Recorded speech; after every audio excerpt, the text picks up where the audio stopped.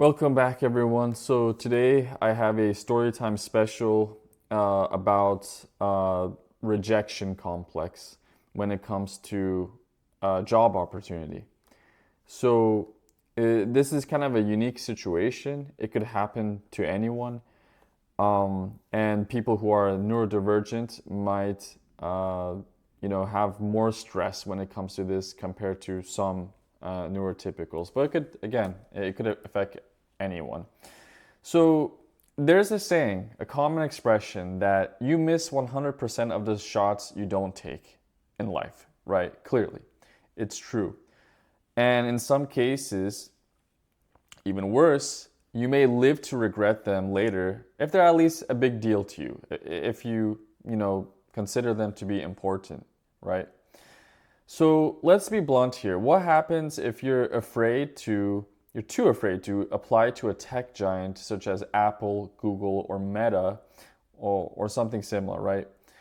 Well, you get the same exact outcome as the person who failed during the job interview, the person who actually tried, who made an effort. In other words, not only do you have a 0% chance of landing the job like them, but even worse, you miss out on 100% potential opportunity of being considered. So you had some degree, some chance of actually becoming hired, but you wouldn't know because you never tried in the first place. You never applied.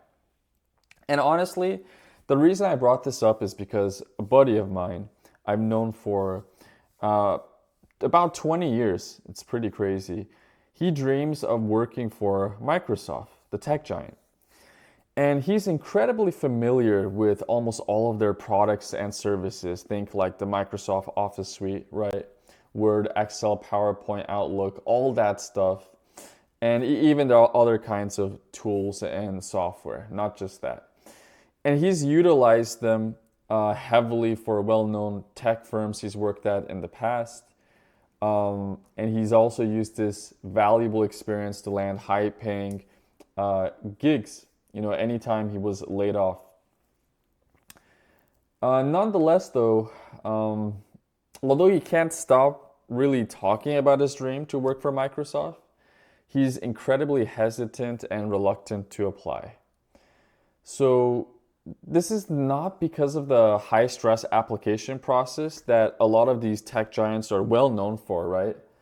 And it's quite understandable why many people refuse to apply to them in the first place, right? They might consider applying to a second tier, third tier tech company in some cases, or maybe, run their own startup.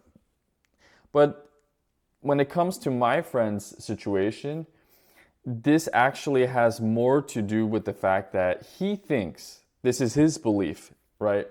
If he's rejected at any phase of the process, the hiring process, so think the initial application phase, or maybe the phase after that where you go through a recruiter screen. And so it's not just, the levels involving the wave of interviews you get, right?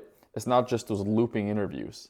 It's the things before that as well. So he's really concerned if he's rejected at any level, any step of the hiring process, that basically what will happen to him is Microsoft will put him on some kind of like permanent blacklist or rejection list or rehire block, even though he's not really involved in any kind of particular situation or circumstance that would warrant such a move. There are situations when they do that, right? Like if you're a convicted felon, or maybe you do work for Microsoft and you did something illegal. Yeah, those situations are pretty clear. They're pretty understandable and tangible. But in the situation that he's in, they're not going to punish him in any of these ways. So he basically has an irrational fear of this kind of punishment that would take place if he were to apply. And despite just doing my best, trying to convince him that he won't be punished in that way. And we're not talking about this year or recently, to be honest with you, because I know that there are higher freezes, and yeah, seasonality sometimes plays a role. Economic conditions obviously play a role. You got to be realistic here. But what I'm trying to say is that we had this discussion years ago. This isn't something new. So even during hiring season, he still shared the sentiment. It's not because there's a recession coming soon. So this is something perpetual in his case. He's been dealing with it for more than 10 years. So he believes that I'm lying about the well-known fact that some of the candidates hired by top tech firms like Microsoft were actually rejected by them a number of times, multiple times, before being considered. And even if they weren't considered, if they weren't hired, they would be hired by a rival competitor of the same respect. And it's true. You could look it up yourself. You could talk to people who have been through that situation, right? It's not something unknown. It's not something that's false or made up. But yeah, my friend just doesn't want to accept the reality. So the moral of the story is that you won't know how things will go in life in any situation unless you at least try. And this holds true for many things in our world. And of course, it goes without saying, you should be realistic too. So yeah, when it comes to applying for jobs, not just dream jobs, or when it comes to dating, when it comes to asking someone to travel with you somewhere on a nice road trip, any situation, like if you don't try, if you don't test it, there's no way you know that whether it's going to work out or not. Because now you're at 0%. But if you at least, try to do something about the situation, at least, maybe there's at least some chance of, reaching success. It could be 1%, it could be 30%, it could be 70%, it could be 90%. We don't know, but that chance is there. So yeah, just think of that for a moment. And ironically, the situation reminds me of Dumb and Dumber. There's a famous situation related to this.